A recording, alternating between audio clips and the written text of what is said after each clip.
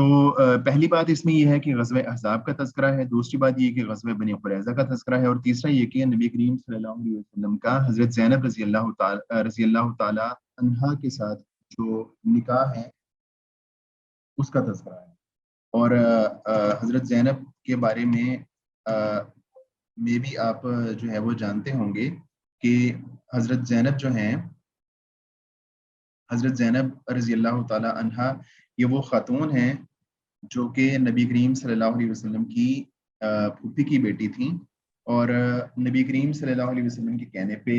حضرت زینب رضی اللہ تعالی عنہا نے حضرت زید کے ساتھ نکاح کیا تھا، جو کہ نبی کریم صلی اللہ علیہ وسلم کے منہ بولے بیٹے تھے۔ اور جب ان کے ساتھ نکاح ہو گیا حضرت زینب رضی اللہ تعالی عنہا کا، تو حضرت زینب رضی اللہ تعالی عنہا چونکہ وہ ہاشمی خاندان سے تھیں اور اونچے ان کا نسب تھا، تو ان کو حضرت زید کے ساتھ نکاح کرنا کوئی زیادہ پسند نہیں تھا، لیکن اللہ کے رسول علیہ الصلوۃ والسلام کی سجیشن پہ، رائے پہ انہوں نے حضرت زید کے ساتھ نکاح کر لیا تھا، لیکن بعد میں ان دونوں کے درمیان جو ہے وہ معاملہ نہیں چل سکا، تو حضرت زینب رضی اللہ تعالی عنہا نے حضرت زید رضی اللہ تعالی عنہ سے جو ہے وہ ڈیورس لے لی تھی۔ اور اللہ کے رسول علیہ الصلوۃ والسلام کو اس بات کا احساس تھا کہ اگر حضرت زینب نے میرے کہنے پہ جو ہے وہ حضرت زید سے نکاح کیا ہے، حضرت زید سے نکاح کیا تھا، تو اب ان دونوں کے درمیان جو ہے وہ معاملہ نہیں نبھ سکا، تو اب مجھے جو ہے وہ حضرت زینب کا احساس کرتے ہوئے ان کی ڈھارس بندھانے کے لیے ان کے ساتھ نکاح کرنا چاہیے۔ تو اللہ کے رسول علیہ الصلوۃ والسلام جو ہے وہ جو ہے آپ کے دل میں یہ بات موجود تھی کہ میں حضرت زینب کے ساتھ نکاح کر لوں، لیکن اس میں مسئلہ یہ تھا کہ جو حضرت زید تھے وہ اللہ کے رسول علیہ الصلوۃ والسلام کی چونکہ منہ بولے بیٹے تھے، اور عرب کے کلچر میں یہ بات بڑی عجیب تھی کہ ایک شخص اپنے منہ بولے بیٹے کی جو منکوحہ ہے یا طلاق یافتہ ہے اس کے ساتھ نکاح کر لے۔ تو اللہ کے رسول علیہ الصلوۃ والسلام کی توجہ یہ بھی تھی کہ نکاح کر لیا جائے، لیکن ساتھ ساتھ یہ بھی مسئلہ تھا کہ اگر ایسا میں کرتا ہوں تو جو ہے کفار کی طرف سے، یہودیوں کی طرف سے، مشرکین کی طرف سے بہت سی باتیں بنائی جائیں گی، اور جو ہے اس کا اثر ہو سکتا ہے کہ بعض مسلمانوں کے دل پر بھی ہو۔ تو اس وجہ سے اللہ کے رسول علیہ الصلوۃ والسلام جو ہے وہ ہیزیٹیشن کا شکار تھے، اور اسی وجہ سے اللہ تعالیٰ نے سورہ احزاب کا آغاز ہی ان آیات سے کیا کہ اے اللہ کے رسول آپ جو ہے ان منافقین اور ان مشرکین سے مت ڈریں، آپ صرف جو ہے نا اللہ تعالیٰ سے ڈریں، اور آپ کو ان معاملات میں ان سے جو ہے وہ ہچکچانے کی اور ان سے ڈرنے کی کوئی ضرورت نہیں ہے۔ تو یہ تین جو ہے بنیادی باتیں اس سورہ میں کی گئی ہیں، اور جو غزوہ احزاب ہوا تھا اس کا ہم دیکھ لیتے ہیں تھوڑا سا تاریخی پس منظر کیا تھا اور کن حالات میں غزوہ احزاب ہوا تھا۔ اصل میں شاید آپ نے پڑھا ہو سیرت کی کتابوں میں کہ ایک واقعہ ہوا تھا جس کو بئر معونہ کا واقعہ کہا جاتا ہے، جس میں نبی کریم صلی اللہ علیہ وسلم کے بعض روایات میں جو ہے وہ 40 صحابہ کا غالباً تذکرہ آتا ہے، اور بعض روایات میں 70 جو ہے وہ صحابہ کرام کا تذکرہ آتا ہے۔ جو یہ 70 جو ہے نا ایسے صحابہ تھے جو کہ حفاظ تھے، قرآن کریم کی قاری تھے اور قرآن کریم پڑھنے والے تھے۔ تو ایک شخص آیا تھا مدینہ منورہ میں عامر بن مالک نام کا، اور وہ آ کے اللہ کے رسول کے پاس رہا، اور نہ تو اس نے اسلام قبول کیا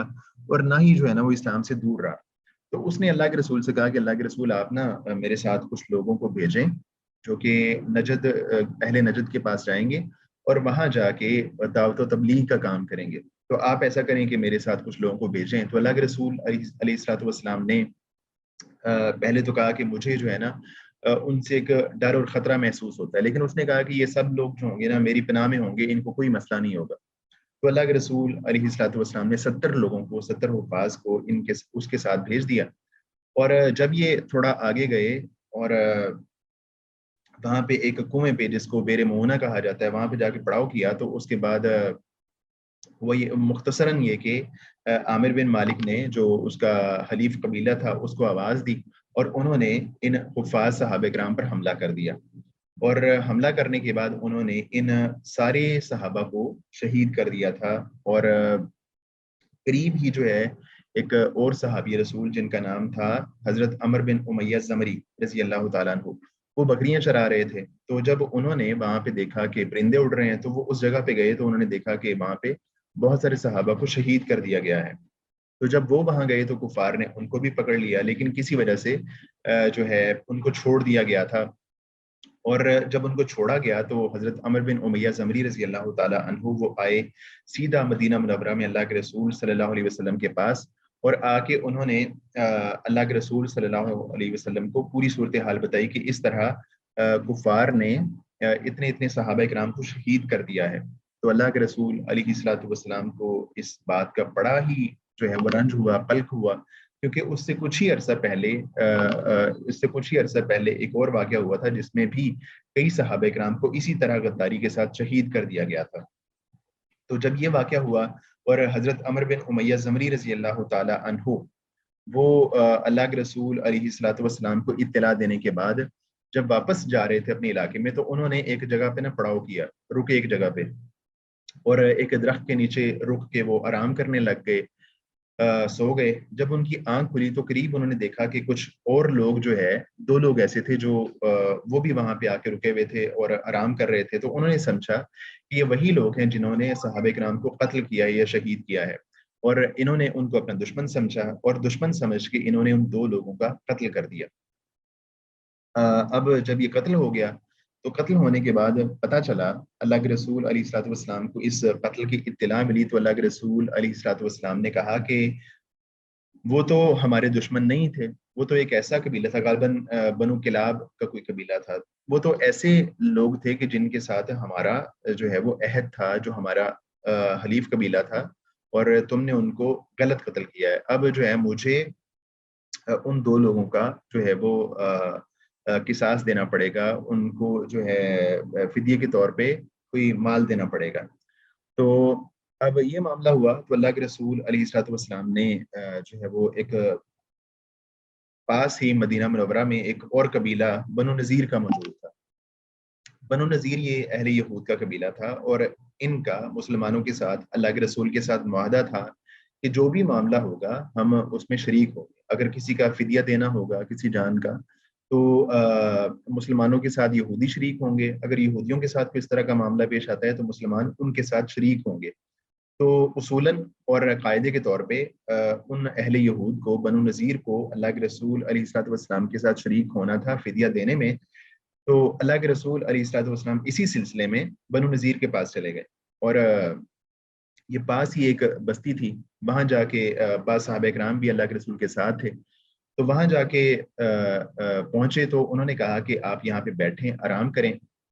کچھ دیر آپ بیٹھیں، ہم آپس میں مشورہ کر لیں. تو اللہ کے رسول علیہ الصلوۃ والسلام جو ہے وہ صحابہ کرام کے ساتھ جو ہے وہاں بیٹھ گئے. تو یہودی ذرا سائڈ پہ چلے، سائڈ پہ جا کے انہوں نے ایک بڑا ہی عجیب مشورہ یہ کیا کہ ہم یوں کرتے ہیں کہ اللہ کے رسول کو فدیہ دینے کے بجائے ہم یوں کرتے ہیں کہ معاذ اللہ اوپر سے جہاں پہ اللہ کے رسول بیٹھے ہوئے ہیں دیوار کے اوپر جاتے ہیں اور اوپر سے جا کے چکی کا پارٹ گرا دیتے ہیں اللہ کے رسول کے اوپر، اور اس طرح جو ہے وہ ہم اللہ کے رسول کو معاذ اللہ شہید کر دیتے ہیں. تو جب ان کے درمیان میں یہ معاملہ ہو رہا تھا، بات ہو رہی تھی، تو ایک اور یہودی تھا سلام بن مشکم، اس نے کہا کہ اگر تم یہ کام کرو گے تو اللہ کے رسول کو اس کی اطلاع مل جائے گی اور تم ایسا کام کرنے سے باز رہو. لیکن جو ان کے شریر آدمی تھے وہ باز نہیں آئے، اور انہوں نے پلان کیا کہ ہم اوپر چکی کا پارٹ لے جاتے ہیں اور اوپر سے وہ چکی کا پارٹ گرا کے معاذ اللہ اللہ کے رسول کو شہید کر دیتے ہیں. تو انہوں نے یہ کام کرنا چاہا اور چکی کا پارٹ گرانا چاہا، لیکن اللہ کے رسول علیہ الصلوۃ والسلام کو وحی کے ذریعے سے اطلاع دے دی گئی. اور جب اللہ کے رسول کو اطلاع ہو گئی تو اللہ کے رسول صلی اللہ علیہ وسلم جلدی سے وہاں سے اٹھے اور مدینہ کا رخ کیا. آپ جو ہے وہ پیدل چل رہے تھے تو باقی صحابہ بھی ساتھ آ کے ملے، اور صحابہ کرام نے وجہ پوچھی جلدی سے آنے کی، تو اللہ کے رسول علیہ الصلوۃ والسلام نے بتایا کہ وہ اس طرح چکی کا پارٹ گرانا چاہتے تھے. اس کے بعد اللہ کے رسول علیہ الصلوۃ والسلام جو ہے وہ مدینہ منورہ میں آئے، اور اللہ کے رسول نے کہا کہ ان کا گھراؤ کر لیا جائے، بنو نذیر کا، اور ان کے خلاف اب ہم نے جنگی کارروائی کرنی ہے. تو جب اللہ کے رسول نے یہ فیصلہ فرمایا، اور تو جو بنو نذیر تھے، بنو نذیر پہلے تو ڈر گئے، لیکن اس کے بعد جو بنو قریظہ کے لوگ تھے اور یہ جو منافق تھا عبداللہ بن ابی، وہ بنو نذیر سے کہنے لگا کہ تم ذرا نہ گھبراؤ، تم یہاں اللہ کے رسول نے ان سے کہا تھا کہ تم لوگ یہاں سے نہ نکل جاؤ، چلے جاؤ یہاں سے، ورنہ تمہارا برا حشر ہوگا۔ تو وہ ابھی اس بارے میں سوچ رہے تھے تو عبداللہ بن ابی اور بنو قریظہ کے لوگ اور چند دیگر قبائل، وہ لوگ ان کے پاس آئے، بنو نذیر کے پاس، اور کہنے لگے کہ تم نے ذرا بھی گھبرانا نہیں ہے، پریشان نہیں ہونا، ہم سب لوگ تمہارے ساتھ ہیں، اگر وہ تم پر حملہ آور ہوں گے نا تو ہم سب لوگ مل کے تمہارا دفاع کریں گے۔ تو بنو نذیر جو کہ وہاں سے جانا چاہتے تھے، کوچ کرنا چاہتے تھے، لیکن جب ان کو ان لوگوں نے شاہ دی، عبداللہ بن ابی منافق نے اور دوسرے قبائل نے، تو انہوں نے اللہ کے رسول علیہ الصلوۃ والسلام کا سامنا کرنے کا فیصلہ کر لیا۔ اور اس کے بعد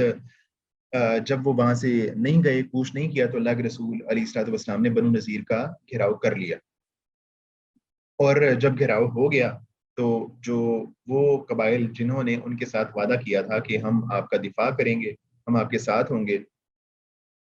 تو ان میں سے کوئی بھی ان کے دفاع کو نہیں آیا، عبداللہ بن ابی بھی نہیں آیا، اور جو ہے جو دوسرے بنو قریظہ تھے وہ بھی ان کی حمایت میں یا ان کی مدد کے لیے آگے نہیں آئے۔ تو اس کے بعد جب مسلمانوں نے دفاع کر لیا تو اس کے بارے میں بھی بعض آیات جو ہے قرآن کریم میں نازل ہوئی، جس طرح کہ کہا جاتا، ایک آیت آتی ہے کہ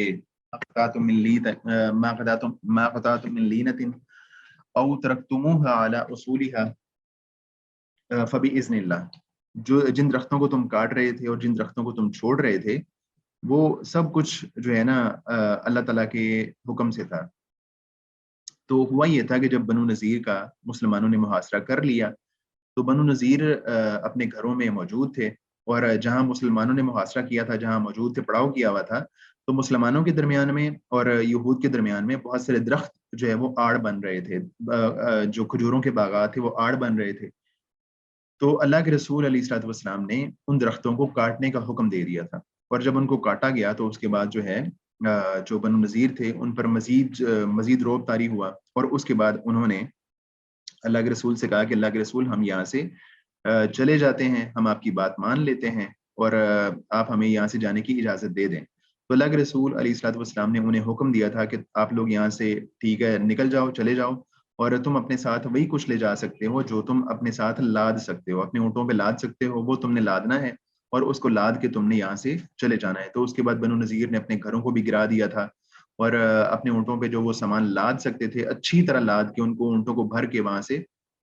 وہ چلے گئے تھے۔ اور وہاں سے جانے کے بعد وہ انہوں نے ان میں سے بعض جو ان کے تھے نا سردار حیی بن اخطب وغیرہ، انہوں نے خیبر کا رخ کیا تھا، اور خیبر میں جا کے وہ خیبر میں گئے اور وہاں جا کے وہ آباد ہو گئے، رہنا شروع ہو گئے۔ اور جب وہاں پہ رہنا شروع ہو گئے تو اس کے بعد ان کو بڑی تکلیف تھی مسلمانوں سے نا، ان کو اس بات کا بھی بڑا قلق تھا کہ ہمیں وہاں سے نکلنا پڑا ہے، تو وہ طرح طرح کی شرارتیں کر رہے تھے، آس پاس کے قبائل کو ساتھ ملا رہے تھے، ان سے باتیں کر رہے تھے، اور مشرکین مکہ کو بھی جو ہے مسلمانوں پر حملہ کرنے کی شاہ دے رہے تھے۔ اور اسی وجہ سے حیی بن اخطب اور جو دوسرے سردار تھے وہ گئے مکہ میں، اور انہوں نے مسلمانوں پر حملہ آور ہونے کا پورا پلان کیا، اور ان کا ارادہ یہ تھا کہ ہم ایک بڑا لشکر لے کے جاتے ہیں اور بڑا لشکر لے جا کے مسلمانوں کو صفحے ہستی سے مٹا دیتے ہیں۔ اسی وجہ سے جب انہوں نے جنگ کی تیاری کی اور مسلمانوں کے خلاف نکلنا چاہا تو 10,000 کا لشکر ان کا تیار ہو چکا تھا، اس سے پہلے کبھی بھی ان کا اتنا بڑا لشکر تیار نہیں ہوا تھا، تقریباً 10,000 کا لشکر لے کے، جس میں یہودی بھی تھے، مشرکین بھی تھے، دیگر قبائل بھی تھے، وہ 10,000 کا لشکر لے کے انہوں نے مدینہ کا رخ کیا تھا۔ اور پھر احزاب سے متعلق ہم مزید پڑھیں گے کہ اللہ کے رسول علیہ الصلوۃ والسلام نے جو ہے وہ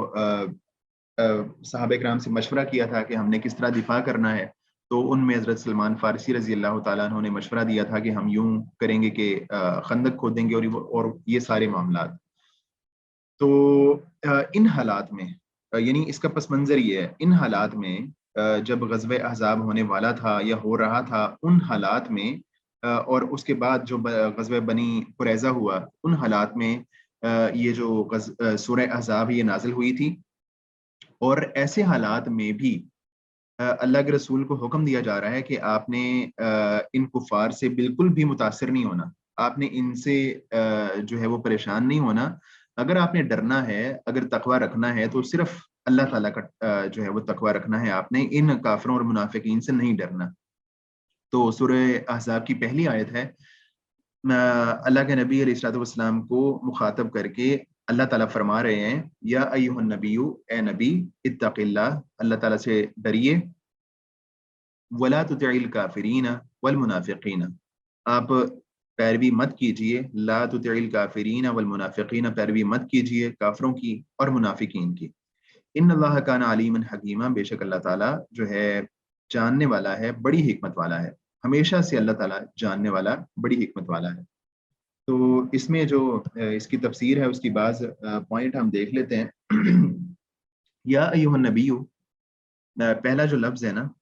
وہ یا ایھا النبی سے آغاز ہو رہا ہے۔ تو اللہ کے رسول صلی اللہ علیہ وسلم کو اللہ تعالیٰ نے یا ایھا النبی سے خطاب کیا ہے، اور یعنی اللہ تعالیٰ نے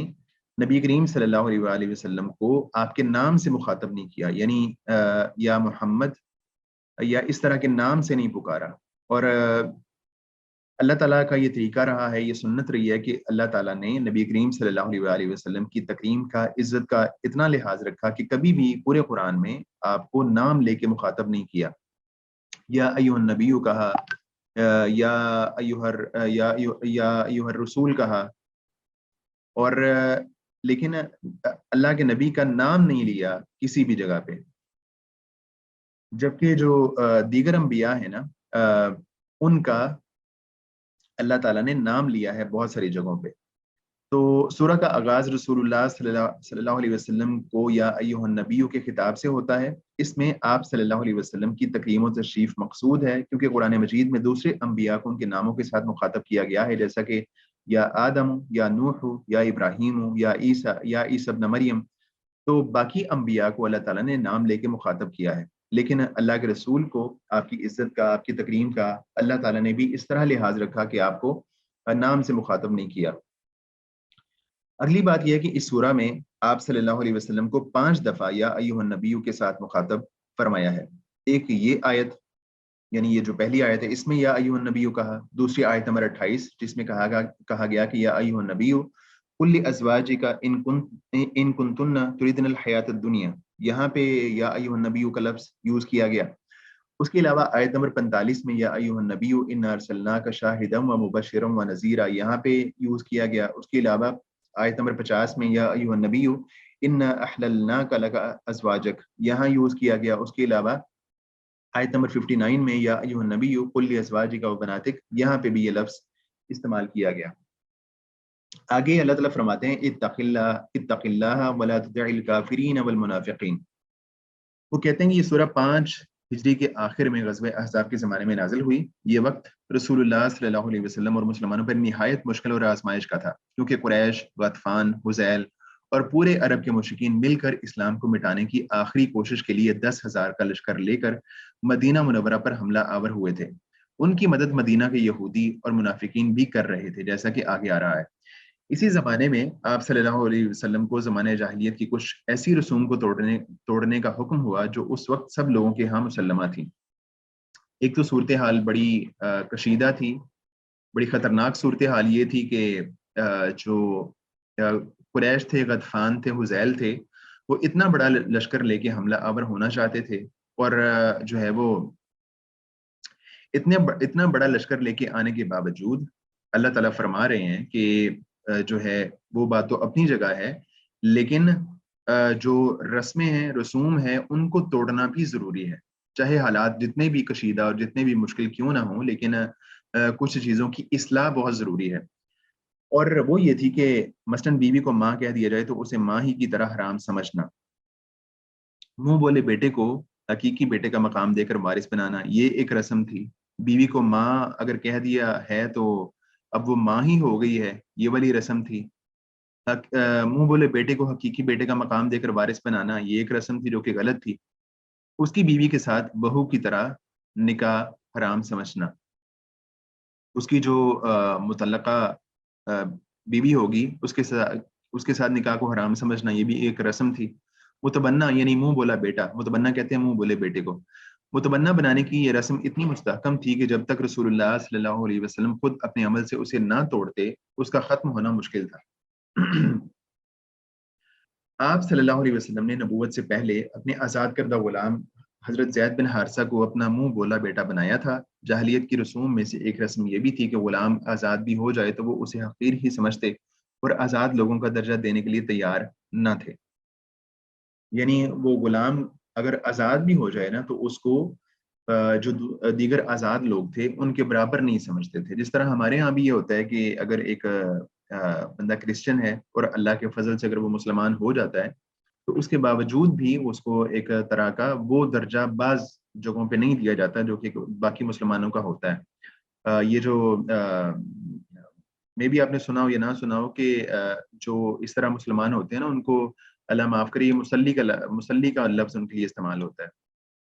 ان کو مسلی کہتے ہیں۔ جو بندہ یعنی بعد میں مسلمان ہوا ہے کرسچن سے یا کسی بھی اور مذہب سے مسلمان ہوا ہے تو ہمارے ہاں بعض لوگ ان کو مسلی کہتے ہیں، یعنی ان کو حقیر سمجھتے ہیں۔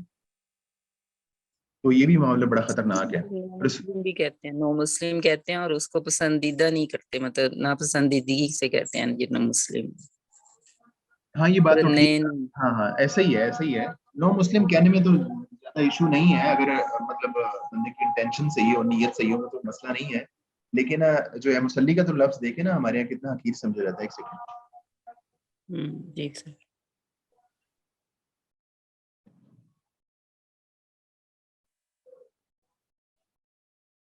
تو رسول اللہ صلی اللہ علیہ وسلم نے پہلے اس رسم کو توڑا اور اپنی پھوپھی کی بیٹی زینب بنت جہش رضی اللہ تعالیٰ عنہ کا نکاح جو نہایت عالی خاندان سے تھی اپنے آزاد کردہ غلام زید کے ساتھ کر دیا۔ یعنی اس رسم کو اس طرح توڑا کہ اگرچہ وہ غلام تھے حضرت زید اور جو ان کی پھوپھی کی بیٹی تھی حضرت زینب بنت جہش وہ ایک نہایت عالی خاندان کی تھیں، تو اللہ کے رسول نے اس رسم کو توڑا کہ ایک تو یہ کہ جو ان کے منہ بولے بیٹے بنے ہوئے تھے، ٹھیک ہے، ان کے ساتھ ان کا نکاح کیا، اور دوسرا یہ کہ وہ غلام تھے اور غلام جو ہے غلام کو اس زمانے میں جتنا حقیر سمجھا جاتا تھا اس کے باوجود اللہ کے رسول نے اپنی جو کزن ہے ان کا نکاح ان کے ساتھ کیا۔ لیکن کیا ہوا کہ دونوں کے درمیان نبھ نہیں سکی تو زید رضی اللہ تعالیٰ عنہ نے اسے طلاق دے دی، حضرت زینب کو انہوں نے طلاق دے دی۔ اب آپ صلی اللہ علیہ وسلم کی خواہش تھی کہ زینب رضی اللہ تعالیٰ عنہ سے نکاح کر لیں کیونکہ اس نے زید سے نکاح کر کے بہت بڑی قربانی دی تھی اور اس کی دل جوئی بھی مقصود تھی، مگر ڈر یہ تھا کہ پورے عرب کے مشرکین اور منافقین اس پر طعن و تشنیع کا طوفان برپا کر دیں گے۔ محمد صلی اللہ علیہ وسلم بہو سے نکاح کو حرام کہتے ہیں اور خود بہو سے نکاح کر لیا ہے، یعنی بہو سے نکاح تو حرام ہے نا، جو حقیقی بہو ہے اگر وہ متعلقہ ہو طلاق دے دے بیٹا تو اس کے ساتھ تو نکاح حرام ہے۔ تو اگر اللہ کے رسول علیہ الصلوۃ والسلام ایسا کر لیتے تو انہوں نے یہی سمجھنا تھا مشرکین نے کہ یہ تو بہو ہے اور بہو کی بیوی کے ساتھ اللہ کے رسول نے نکاح کر لیا ہے، حالانکہ وہ حقیقی بہو تو نہیں تھی، لیکن اس زمانے کی رسم یہ تھی کہ منہ بولے بیٹے کو بھی حقیقی بیٹے کے برابر سمجھا جاتا تھا اور اس کی بیوی کو بھی اسی طرح بیوی سمجھا جاتا تھا جس طرح کے بہو سمجھا جاتا تھا جس طرح کے حقیقی بہو ہوتی ہے۔ اس کے علاوہ مسلمانوں کے لیے زیادہ سے زیادہ 4 بیویوں سے نکاح جائز تھا۔ اگر آپ صلی اللہ علیہ وسلم زینب سے نکاح کرتے تو یہ 5ویں بیوی ہوتی ہے۔ اللہ کے رسول اس سے پہلے 4 نکاح کر چکے تھے، اللہ کے رسول کے عقد میں اس ٹائم پہ 4 بیویاں موجود تھیں اور وہ تھیں حضرت سودا رضی اللہ تعالیٰ عنہ، حضرت عائشہ، حضرت حفصہ اور ام سلمہ رضی اللہ تعالیٰ عنہن۔ حضرت خدیجہ رضی اللہ تعالیٰ عنہ کا اس سے پہلے انتقال ہو چکا تھا، اور اس کے علاوہ یہ جو 4 بیویاں تھیں حضرت سودا، حضرت عائشہ، حضرت حفصہ اور ام سلمہ رضی اللہ عنہن، یہ اللہ کے رسول کے نکاح میں موجود تھیں۔ تو یہ بھی مسئلہ تھا کہ یہ بھی جو ہے وہ کہا جا سکتا ہے کہ اللہ کے رسول نے 4 بیویوں کے بعد جو ہے وہ 5ویں جو ہے عورت سے نکاح کر لیا، اور اللہ کے رسول خود جو ہے وہ 4 بیویوں سے نکاح کا کہتے ہیں، تو یہ بھی مسئلہ تھا۔ اس پر بھی کفار و منافقین کو طعن کا موقع ملتا۔ اس معاملے میں اللہ تعالیٰ نے رسول اللہ صلی اللہ علیہ وسلم کو یا ایھا النبی انا احللناک لک ازواجک کہہ کر زیادہ بیویاں رکھنے کی خصوصی اجازت عطا فرمائی کہ اے نبی ہم نے تمہارے لیے بیویوں کو حلال کر دیا۔ غرض اس قسم کی کئی باتوں کی اصلاح کرنا تھی، مگر آپ صلی اللہ علیہ وسلم کفار و منافقین کے طوفان اٹھانے کے خوف سے انقباض محسوس کرتے تھے، یعنی اس میں نا اس کے بارے میں شرح صدر نہیں ہو رہا تھا۔ اس لیے اللہ تعالیٰ نے سورہ کا آغاز ہی اس بات سے کیا، اے نبی اللہ سے ڈر اور کافروں اور منافقوں کا کہنا مت مان، یہ لمبی بات کو مختصر کرنے کی ایک خوبصورت مثال ہے، جو یہ تھی کہ اللہ سے ڈر، کفار و منافقین یا کسی اور سے مت ڈر، اور اللہ کا حکم مان، اور کفار و منافقین کا کہنا مت مان۔ ان اللہ کان علیما حکیما، بے شک اللہ تعالیٰ ہمیشہ سے ہر چیز کا علم رکھنے والا، کمال حکمت والا ہے، یعنی اس کے احکام علم و حکمت پر مبنی ہیں، جبکہ کفار کے رسوم و رواج اور ضابطوں کی بنیاد وہم و گمان، جہل اور بے وقوفی پر ہے۔ آگے اس کی تفصیل بیان فرمائی کہ منہ سے کہہ دینے سے کوئی عورت ماں نہیں بن جاتی، نہ کوئی شخص منہ سے کہہ دینے سے بیٹا بن جاتا ہے۔ وہ تقدیس جو حقیقی ماں، بہن، بیٹی اور بہو کے رشتے میں ہوتی ہے، مصنوعی رشتے میں کبھی نہیں ہو سکتی، بلکہ یہ رشتے عام میل ملاپ کی وجہ سے برائی پھیلنے کا باعث بن سکتے ہیں۔ یعنی جس طرح وہ کہتے ہیں نا کہ یہ میرا منہ بولا بھائی بنا، یہ میرا بھائی بنا ہوا ہے، وہ فلاں میری بہن بنی ہوئی ہے، تو یہ رشتے وہ حقیقی بھائی بہن جیسے نہیں ہو سکتے، بلکہ اگر منہ بولا بھائی یا منہ بولا بہن بنائی ہوئی ہے تو اس سے کئی طرح کے مسائل پیدا ہونے کا خدشہ ہے۔ اس لیے کسی کافر یا منافق سے ڈرنے کی ضرورت نہیں۔ وہ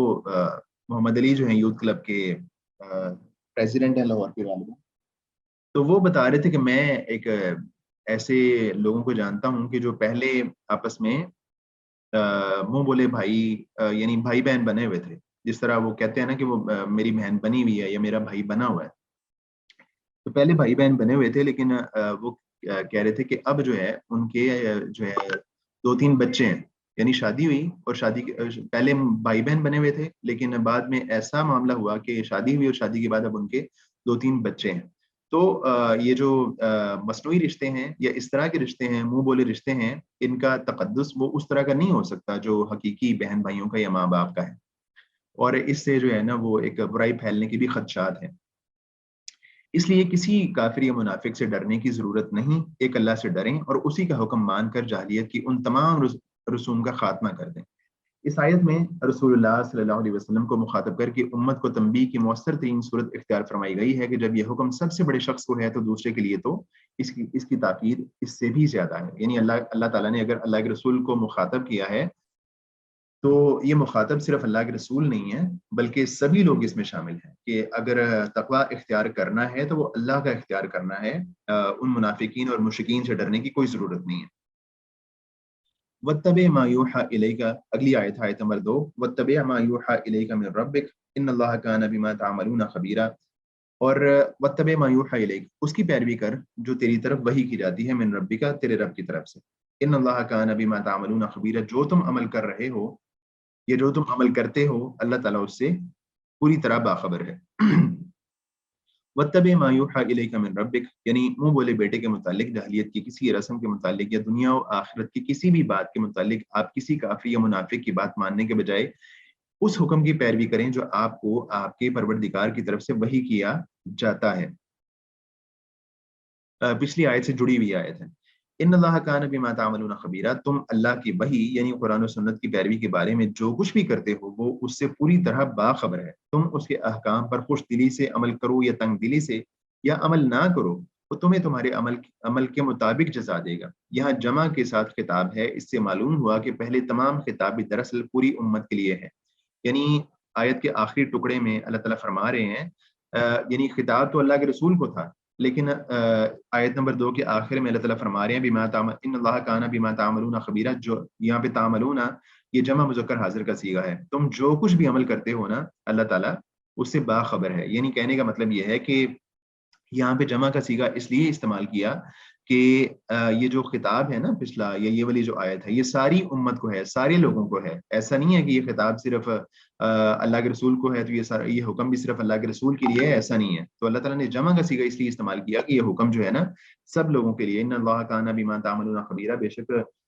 جو کچھ بھی تم لوگ عمل کرتے ہو نا اللہ تعالیٰ اس سے پوری طرح باخبر ہے۔ اگلی آیت ہے وتوکل علی اللہ، اور اللہ تعالیٰ پر توکل کیجئے، وکفا باللہ وکیلا، اللہ جو ہے نا وکیل کی حیثیت سے کافی ہے۔ وتوکل علی اللہ، اللہ پر توکل کیجئے، اللہ تعالیٰ جو ہے نا کافی ہے وکیل کی حیثیت سے۔ یعنی اللہ کے احکام پر عمل کرنے کے نتیجے میں کفار و منافقین کی طرف سے جو کچھ کہا جائے یا کیا جائے اس کی پرواہ مت کریں، اپنا ہر کام اللہ کے سپرد کر دیں، کیونکہ اس کے سپرد جو کام کر دیا جائے وہ اس کے لیے کافی ہے۔ تو یہ جو ہے سورہ احزاب کی ابتدائی آیات ہیں، اور اس کا پس منظر ہے کہ کس پس منظر میں یہ آیات نازل ہو رہی تھیں، اور اس زمانے میں بھی کہ جب مسلمان مشکل کا شکار تھے تو اللہ تعالیٰ کا تقوی اختیار کرنے کا حکم، اور اللہ تعالیٰ کو ہر جگہ پہ پریفرنس دینے کا جو ہے وہ حکم اللہ تعالیٰ کی طرف سے آ رہا ہے، اور جو ہے یہ حکم صرف اللہ کے رسول کے لیے نہیں بلکہ ساری امت کے لیے ہے کہ وہ مسلمان جو ہے ہر جگہ پہ اللہ تعالیٰ کو ہی ترجیح دیں، اور ڈر جو ہو وہ صرف اللہ تعالیٰ کا ہو، نہ کہ دوسرے لوگوں کا ہو۔ تو اس سے اگلی جو آیت ہے، آیت نمبر 4، اس میں نا ایک نیا موضوع شروع ہو رہا ہے جو کہ وہ ہے زہار سے متعلق۔ تو اس پہ ہم انشاءاللہ نا اگلے لیکچر میں بات کر لیتے ہیں۔ آج کے لیے یہ جو ابتدائی آیات ہیں، اس کا پس منظر ہے، یہی کافی ہے، اور اگلے لیکچر میں انشاءاللہ ہم اس کو دیکھتے ہیں کہ جو زہار سے متعلق آیات ہیں، یا حضرت زید رضی اللہ تعالیٰ عنہ کی جو متعلقہ ہیں ان سے متعلق نکاح کی بات ہے، وہ ہم اگلے لیکچر میں دیکھتے ہیں انشاءاللہ۔